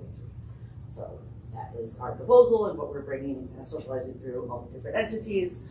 So that's kind of on the rate side. And then I didn't have a slide on it, but I just want to touch on this briefly, is that with the renewable power purchase program through Platte River Power Authority, it used to be 3.12 cents, I believe, kilowatt hour, in addition to your credit rate. And that was based on Tariff 7, but we paid a tariff to Platte River for renewable sources. The tariff was eliminated in 2019, 20 maybe? We no longer paid it in 2020. Right. COVID happened, staff changeover. I came a little bit after the fact. We've known for a little bit that needed to be adjusted, but we wanted to roll it in with the rest of the rates. So Brian and I worked, our rates manager and I worked with Platte River to determine a more accurate reflection of what are we paying additionally to Platte River for the wind energy that the RECs are being retired on behalf of our participants on, and that's actually closer to a 1.7% premium, so it's a 60% reduction in the renewable power purchase cost. So our recommendation is that we adjust our rate, reduce it by 60% to 1.7 cents for renewable power purchase program. Participants, which is my favorite thing to say, I have to say it 10 times a day, January 1st, 2025 and moving forward. And then the other thing is generally, up until my time with the city, that those funds were more just in the general fund of LPC and did support the Platte River Power Authority purchase of wind, obviously, but we have made efforts to more directly account for the budget and the income, or the revenue, I should say, coming from that program to invest more locally in Longmont specific renewable energy projects. And one such thing actually passed recently that we got approval through an intergovernmental agreement to an IGA with Longmont Housing Authority that we at LPC are subsidizing them the infrastructure upgrade costs at Village on Main. So if you're familiar with Village on Main, 6 and Kaufman, the low-income senior housing, Longmont Housing Authority is doing a really major renovation of the whole building, as they do every 20 years in there, and they're taking off a thermal hot water solar system that is defunct up there, and they're putting solar PV on themselves, a 165 kW system, to offset their own bills, and they're going to use that to support resident services in the building. When they came back, they could essentially finance and afford the solar, but the infrastructure to go from 72 individual meters to a commercial panel and meter to support this size system was $150,000 that they had not factored into their cost. So we've been partnering with them on a variety of things. They came to us and we worked with them, and we allocated the RPP funds to be collected this year to offset that infrastructure cost. So pretty exciting thing, and it's kind of a new way of spending the money. So pretty exciting stuff, and we will be working on new projects with that, those funds moving forward. And that is actually all I have. So those kind of mouthful of a title, 3 topics that I've been working on. So, you brought up VPP sort of as a little tag. Yeah, of course. Seems like, since you're a planner, yeah, you've probably taken the weekend MBA in VPP type training. So I'm going to ask it. This presentation begs the question: if we actually went to a real VPP model, wouldn't all of these concerns go away about equity? No, not necessarily. Okay. So even in the VPP model, so we're modeling our virtual power plant. So those numbers that came up, hey, we're gonna have 81 megawatts of solar and battery. And you're modeling it through LPC, not PRPA. We are modeling it as part of PRPA because we are one and the same. So they have come out with the collaborative, not one and the same, but we all work, I shouldn't say that. We work together collaboratively. One of the wholesalers So that would be part of the VPPA for the front. So we're working really, really closely with Pet River. We have a DERMS roadmap and we're going out for a distributed energy resource management system, Yeah. which is like the enterprise kind of market participation version of a VPP. We actually are finalizing a review of an RFP going out to look for a DERMS and VPP vendor with Pet River. Should their chosen vendor serve our distribution needs, then we plan to opt in with them and develop a VPP in coordination with Pet River. Loveland and Estes Park. Fort Collins has their own VPP provider, but they'll be working in concert with us as well. And that's something else I've been working on for 2 years with. Okay, I'm interested in learning more. Yeah, absolutely. I can come back I'll to just you. come sit down with you. Yeah, I got lots of information. So are we all, but there is another gap here, which is the definition of wholesale. Yes. Yeah, that is a good question, Marcia. It is a defined term in the ordinance. The first time I learned about the PRPA. Yeah, well, but at some point, you know, I mean, they're in an energy market, and their wholesale costs of energy are gonna vary based on the renewable supply and stuff, and the energy market is not up to snuff in terms of telling you what you're paying for when you pay a rate on the spot market. And so we have no idea how that's gonna reflect the wholesale rate that they charge us for our demand, and we kind of really can't implement this until we know that. Well, we'd have to buy futures so far out in order to really make a difference. I mean, I think the economics here is a really big question that's for another time. But Well, sure. All of these questions are coming up as I was watching this. Yeah, I mean, I mean, right now, they define the wholesale rate for how long, but it's flat. Per year, the rate is set per year. It's, yeah, it's set per year. So we can count on them maybe doing that for a few years. Right. But at some point, it's gonna have to float. And of course, allowing wholesale rates out here is gonna incentivize people to purchase batteries, That's right. which is a behavior that we want. So it seems to me that PRPA is dragging its feet in terms of getting that act together, and it's too, we don't have the depth of bench to address that on our own, because I've stuck my toe into it and it's freaking hard. But the liability that PRPA incurs by setting any rates more than a year, you know, could be very destabilizing for the market if there's too much of a fluctuation. And the people who are buying their solar panels are not economists. I mean, Kate, maybe you can speak to this. They're trying to amortize, you know, and weigh their costs and their payoff, you know, just kind of like on the back of the envelope. So this is it just seems to me that the more comprehensive our VPP approach is, and the more we sort of like lateralize the production of energy and allow for folks to put up the solar on their parking lots and all of those things, the more we take these economic risks out of the picture. But anyway, as I said, the whole economics is a completely different subject. Well, I mean, at some point, wholesale is gonna fluctuate like a market. Yeah. Supply and demand, all the way through to the consumer. That's Well, right. it does now, right? The cost of already fuel, does, the yeah. cost of labor, That's the right. cost of spare parts, the cost of maintenance, the cost of energy purchased on the market, all of those things are not fixed.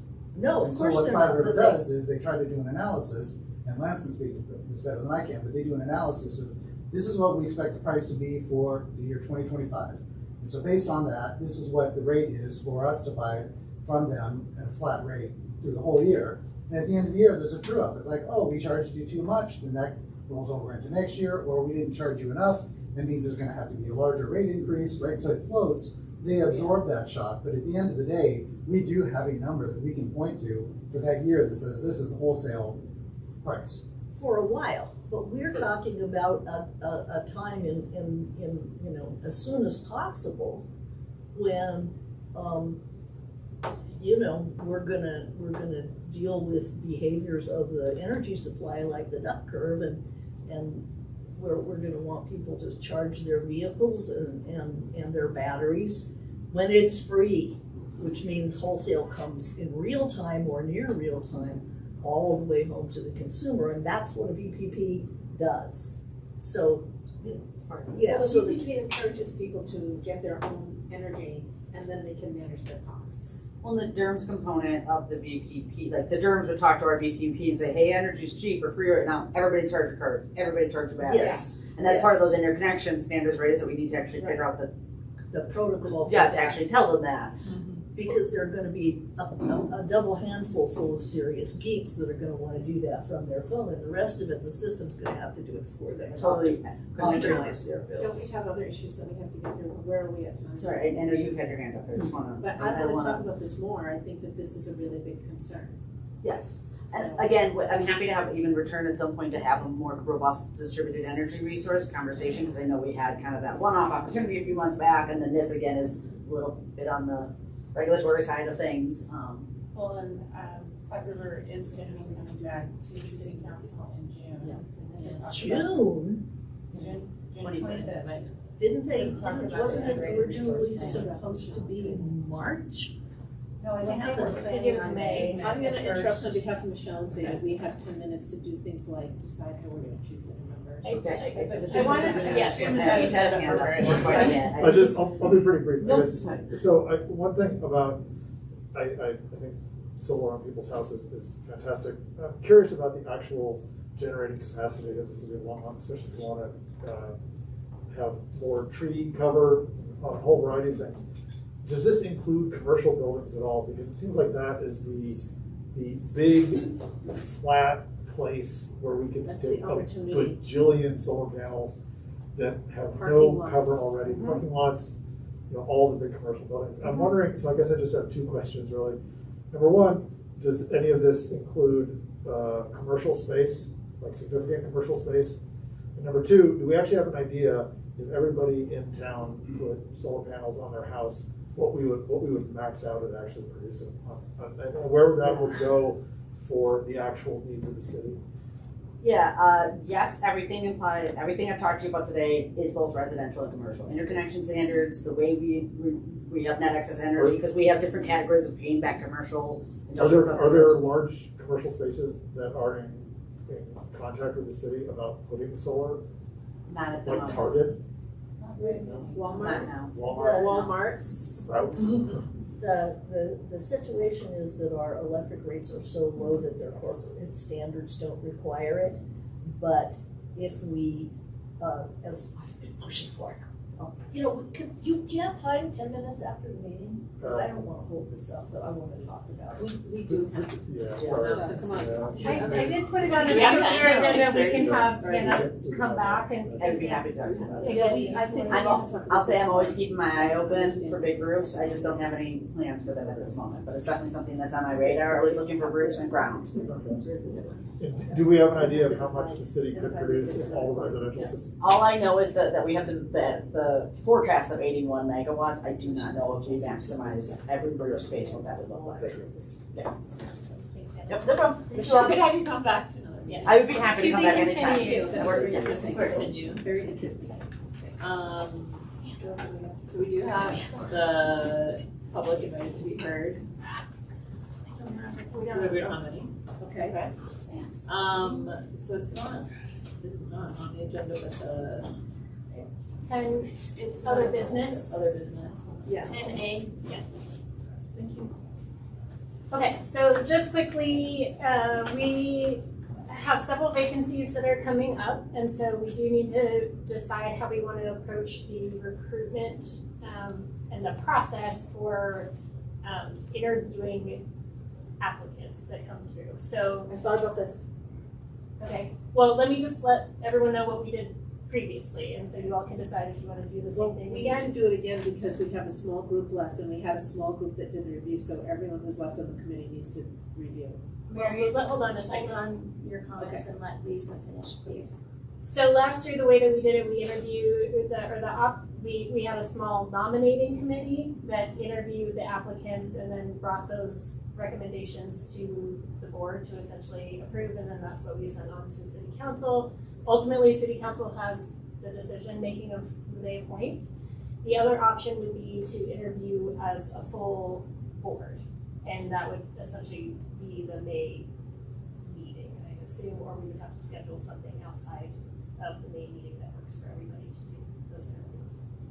So those are the options that are on the table. You all need to decide and vote on how you want to do it this year.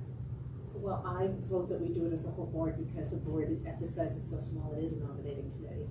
Last year, we had 2 people as the nominating committee. Yeah, nominating committee is, restricted to 2 members, so you don't have the Yeah. meeting component to it. But there were 3, but anyway. Cute. But, So or the whole board would be anyone on the board who wants to be a part of that.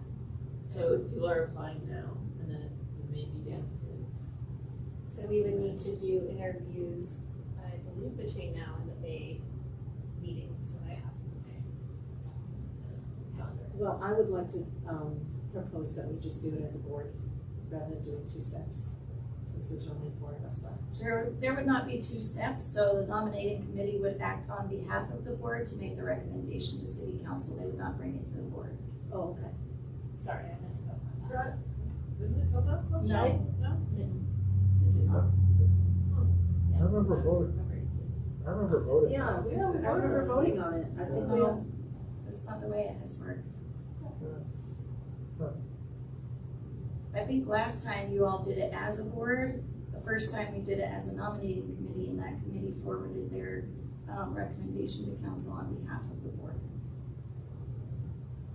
I remember all of us voted on this. That we voted on it. Well, I would So like to last propose year, that, so last I'm year the making a board proposal. did it together instead of having a nominating committee. Right, that's what I'm The saying. first Do we time just was need to together. decide if we use the May meeting as, or do we need to figure out if we have a May A separate meeting and Do we know how many? interview process? Can we do it for I this? don't have any idea how many applicants there are. I don't have any of that. No, it's still open, I think, that recruitment period is still open. I still want to propose that we do it for the May meeting and that the remaining board members are all present and vote. That's my proposal, my motion. I guess the 3 of us leave it. Us 2 and Charles. There's really only 4 people there. So the remaining members are Michelle and Mary and Ralph. And Robert. Robert is up for renewal this year as well. Oh. Because Charles is leaving his position early, so there's actually 4 vacancies. The fact that we're leaving, does that mean we don't? If you're not reapplying, you would be able to be part of the decision for who's going in. So should I do a motion? I did a motion. So, And I'm can I asking for a clarify the second. motion? My motion is that at the next meeting, the remaining board members do the review process and create the recommendations that will go to city council. That is my motion. The remaining members or the board? Or the board, sorry. Okay. So does that mean? That's right, yeah. That means that we would do all the interviews at the next meeting, or we would set up a separate meeting? Because depending on how many people You could apply. do it either after the meeting or ahead of the meeting if you wanted to do it that way, so you Before. can cut into the meeting. I will amend my Part of it. motions that we start a little bit early so that we can get it all done at that one time. That is my motions, that we start a little bit early and that the board, and when I said remaining board, I meant because, yeah, it looks like Charles has excused himself for the rest of the sessions. He No, said that he's he just was- not available today. Okay, I'm sorry, I misunderstood. I think he should be He's in out, May, right? he's out in May because he's Oh. gonna be in Utah, Yeah. so he's Already actually. in May. Yeah, so I thought that he had he's said that he was not, that he was, yeah. So anyway, my motion is that the board will review the applicant, we'll start a little early and review the applicants and create the recommendations to go to city council at the next meeting. So the applicants, it would actually be interviews that you We'd conduct interview with them, Yep. with Okay. them, okay? And you would divvy up how long the interview is based on how many Yeah. people, okay? Yep. So the meeting would start Like at we what did last time, time. did you decide? So let's see, could we start it at 3:30? Well, it could be, it's virtual. So we started at 3:30? How packed is the next meeting schedule? Do we know? Can you see the future? I can determine the future. Alright. if you're right. I have a couple of tentative things, the deep dive on passive design or discussion on regenerative agriculture and other things. I probably need to bump that piece anyway based on the conversation we had today. So there's space for me to move some of those things around. So if we did an interview starting at 4, assuming there's not gonna be 1,000 people. That would only be a half hour before our regular meeting For 4 starts. positions. I think it has to be 3:30. I'm sorry. Well, and it's not 4, it's however many applicants we have. Yeah, So- well, 4 positions, so 4 it to could fill be, 4 yeah. positions, yes. So I think 3:30 is really. And just based on past experience, y'all should be out there recruiting because, 4 is a lot of people, a lot of I was applicants. gonna say, I hope It we have is. 4 applicants. Yeah. Oh my good lord. Okay. So the motion would be that next month we start our meeting at 3:30. Yep. We would interview applicants and then as a board vote Yeah. on who to recommend to council. Yes. Your that's regular what- meeting would still start at 4:30. Yes. Okay. I will second that. All right. Can we vote? Yes. I'm not, my hands just wait. Okay, All right. Okay. okay. So I don't know if you're voting your strategy. Kate voted ahead. All right. Good, so that's what we'll do. All right. Marcia, And- sorry, hold on a second. Marcia, did you have a I question? did have a question for you, Lisa, Okay. or Francie, or whoever is doing the equity, I can't remember the name of it. Equitable climate action. Yeah, that. It'd be great if maybe, are there any members of that could be on a board? Because these sustainability boards are so wide. You know, it would be good. That's it. The meetings are on the same night, actually, yes. Oh. That's probably a separate conversation, and it is 6:33, so we can put a pin in that for another time, because there's a lot more to that I think as a conversation we would need to have. And can we just do a quick vote to continue the conversation about, to say yes or no if we're interested in the passive design? Yeah, so that was the other, Just the do a one quick last roll thing, call. if you don't mind really quickly, we voted last time to do a deep dive on passive design and then realized we didn't have a quorum to vote. So I'm just re-bringing that to, I do also want to just make note of the fact that at the city council meeting on April 9th, the mayor did also make a motion, which was approved, to bring forward building electrification codes. And I'm not sure the timing of that, so some of that might be accelerated. And I'm waiting to hear from building services folks on what the timeline of that is. And I still wanna make sure that comes to you all for conversation.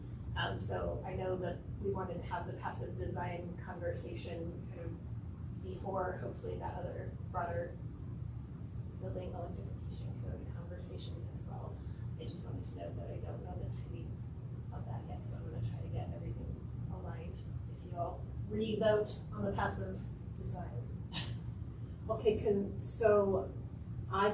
I said I was gonna do some research, put something together for us to talk about. Maybe we can bring, Michael, what's his last name? Back again, the architect that Lisa and I met with, who's built, the passive neighborhood it's a little passive block, in, Prospect, and he's also just done a project in Arvada, which has been highly sobering from a zoning and land use point of view, and he has a lot to say about how cities should behave in this regard. Yeah. So I would like to make a motion that we have that deep dive as soon as possible. It could be the next meeting. You would find the people that you would like to invite to bring in as experts on that? Yeah. So my motion is that we have that conversation, we do it at the next meeting. Discussion? Next meeting or as soon as possible? Or as soon as possible after that, if it doesn't fit in the next meeting. Okay, is there a second? I'll second it. All those in favor? Thank you. sorry to keep you all past time. Council, items from council? Oh, we already We did talked that. about, we already Okay. got the electrification item, All right. that's a biggie. I don't know if Marcia had anything she wanted to share. Not that can be shared in negative 5 minutes, so I'll hold my tongue for now.